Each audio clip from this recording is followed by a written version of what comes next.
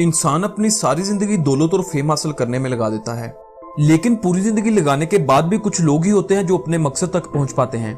इस दुनिया में इन लोगों के अलावा कुछ लोग ऐसे भी हैं जिन्हें ये सब कुछ हासिल करने के लिए कोई मेहनत नहीं करना पड़ी, बल्कि कुदरत ने इनको बाई चांस ऐसे खजाने से रूबरू करवा दिया जिसके जरिए ये रातों रात अरबपति बन गए। आज हम आपको कुछ ऐसे ही लोगों से रूबरू करवाएंगे। एक दिन एक मछुआरा मछलियां पकड़ने की गर्ज से समंदर की तरफ बढ़ा।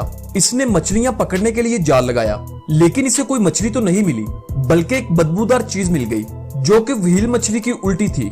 जी हाँ, व्हेल मछली की उल्टी। दोस्तों, इस मछुआरे ने कभी सोचा भी नहीं होगा कि इसे इतनी कीमती चीज मिलेगी। दरअसल व्हेल मछली की उल्टी का इस्तेमाल इंपोर्टेड परफ्यूम बनाने में किया जाता है, जिसे एम्बर ग्रीस भी कहा जाता है, और ये बहुत ही रेयर होती है। इस उल्टी की कीमत $25 लाख थी।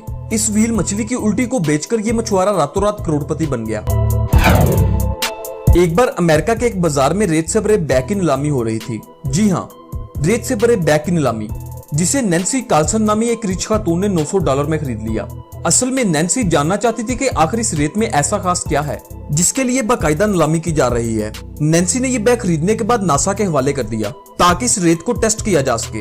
तो पता चला कि ये कोई आम रेत नहीं, बल्कि चांद से लाई गई मिट्टी है जिसे नील आर्मस्ट्रॉन्ग लेकर आए थे। जिसके बाद नासा ने यह बैग नैन्सी के हवाले करने से इनकार कर दिया।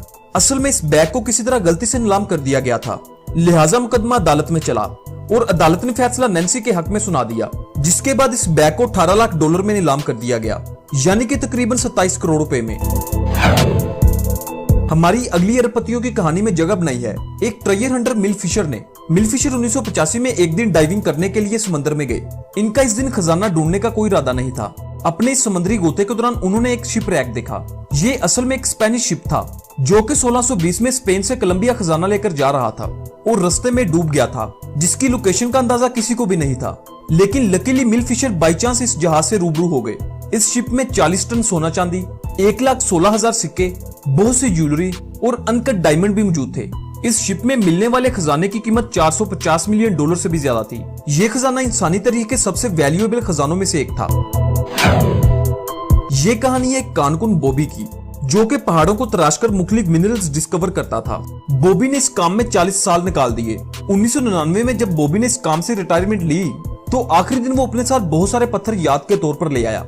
एक दिन जब बॉबी इन पत्थरों को निकाल कर देख रहा था तो उनकी नजर एक ऐसे पत्थर पर पड़ी जो दूसरे तमाम पत्थरों से मुख्तलिफ था। जब बॉबी ने इस पत्थर का बगौर मुशाहदा किया तो इसे पता चला कि ये कोई आम पत्थर नहीं था, बल्कि ओपल नामी एक बहुत ही कीमती पत्थर है।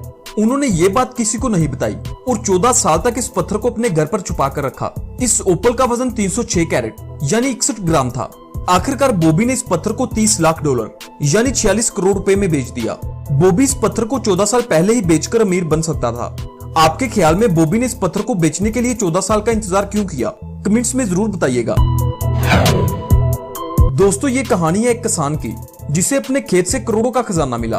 1992 में पीटर नामी किसान का काम के दौरान हथौड़ा गुम हो गया। पीटर ने इसे ढूंढने की बहुत कोशिश की, लेकिन हथौड़ा ना मिल सका। पीटर बिल आखिर इसे ढूंढने के लिए मेटल डिटेक्टर ले आया ताकि वो अपने हथौड़े की डायरेक्शन का पता लगा सके। कुछ ही देर के बाद पीटर को हथौड़ा मिल गया, लेकिन इस खोज के दौरान पीटर को एक और सिग्नल रिसीव हुआ। पीटर ने जब इस जगह खुदाई की तो इसे महज चंद फीट की गहराई पर ऐसी चीज मिली जिसे देखकर वो हैरान रह गया।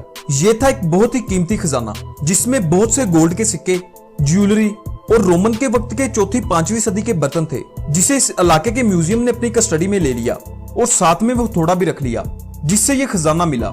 इस खजाने के बदले में पीटर को 340 करोड़ रुपए दिए गए, जिसकी वजह से ये किसान रातों रात अरबपति बन गया। हमारी इस कहानी में जगह बनाई है कंस्ट्रक्शन वर्कर्स ने, जो कि सन 1985 में पोलैंड में रेनोवेशन का काम कर रहे थे। इस दौरान इन्हें वहां एक तिजोरी मिली। इस तिजोरी में गोल्ड सिल्वर क्वींस, ज्वेलरी और अनगिनत वैल्यूएबल चीजें मिली। इस संदूक में तकरीबन 3000 आइटम्स थी। जब इस खजाने की तहकीक की गई तो पता चला कि यह खजाना 14वीं सदी का है और ये किंग चार्ल्स का था। किंग ने यह खजाना एक खजांची मोशो को छुपाने के लिए दिया था, जिसकी मौत हो जाने के बाद कोई नहीं जानता था कि यह खजाना इस वक्त कहाँ है। इसलिए खजाना सदियों तक इंसानी आंख से ओझल रहा। इस खजाने की एस्टिमेटेड वैल्यू $100 मिलियन से भी ज्यादा है। ये कहानी है ऑस्ट्रेलिया के एक छोटे से शहर ब्लारक में रहने वाले एक गोल्ड माइनर की, जो कि मुख्तलिफ जगहों पर जाकर अपने मेटल डिटेक्टर के जरिए चीजें तलाश करता था। एक दिन इस चक्कर में वो अपना मेटल डिटेक्टर जमीन पर घुमा रहा था कि मेटल डिटेक्टर का सिग्नल ऑन हो गया, जिसका मतलब ये था कि यहाँ जमीन के नीचे कुछ मौजूद है। जब इसने जमीन को खोदा तो सिर्फ 2 फुट की खुदाई पर ही इसे ऐसी चीज दिखी जिसे देखकर इसे अपनी आंखों पर यकीन नहीं हो रहा था, क्योंकि ये एक बहुत बड़ा गोल्ड का टुकड़ा था, जो कि इस गोल्ड माइनर की अब तक की सबसे बड़ी खोज थी। ये गोल्ड पीस 4.5 किलो वजनी था, जिसकी कीमत $2,50,000 यानी 3,90,00,000 रुपए थी। हैरानगी की बात यह थी कि इससे पहले भी कई गोल्ड माइनर गोल्ड की खोज करने इस जगह आ चुके थे, लेकिन चीज जिसके नसीब में होती है आकर उसी को मिलती है। ये गोल्ड माइनर इस गोल्ड को बेचकर रातों रात करोड़पतियों की लिस्ट में शामिल हो गया। दोस्तों, उम्मीद है आपको आज की हमारी ये वीडियो पसंद आई होगी। अगर वीडियो अच्छी लगी है तो वीडियो को लाइक करें। अगली वीडियो तक के लिए अपना बहुत सा ख्याल रखिएगा। खुदा हाफिज।